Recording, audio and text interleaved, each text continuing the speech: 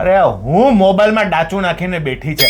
એટલે તમારા આશા કાકી ફેમિલીના વોટ્સએપ ગ્રુપમાં છે ને ધમાલ મચાવી દીધી છે. એટલે બધાના ઘરની પંચાયત કરવા બેઠી છે. જેટલા સગા વધારે, જેટલા મિત્રો વધારે, જેટલો પરિવાર મોટો એટલો પંચાયતનો વ્યાપ પણ મોટો.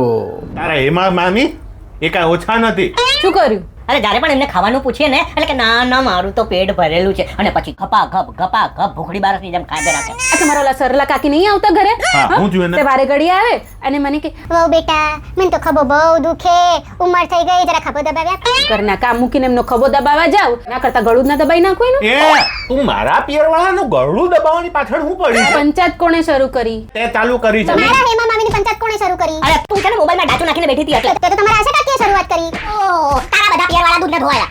મનને હળવું રાખવું હોય, હૃદય પર કોઈ બોજ ન રાખવું હોય તો પંચાયત જેવું નિર્દોષ શસ્ત્ર કોઈ નથી. એ હારું હારું લાગે છે ને, કંઈક આમ મજા આવી થોડી આમ પંચાયત કરીને. હા એ વાત ખરી. હા હળવું હળવું લાગે છે. હવે મન હલકું થઈ ગયું રે. પતિ પત્નીની વાતો સાંભળી ભાઈ, સમજાયું કાંઈ? અરે પંચાયત એટલે મહાસુખ. તને ગમે તને ગમે તને ગમે તને ગમે તને ગમે તને ગમે તને ગમે મને ગમે મને ગમે મને ગમે મને ગમે મને ગમે મને ગમે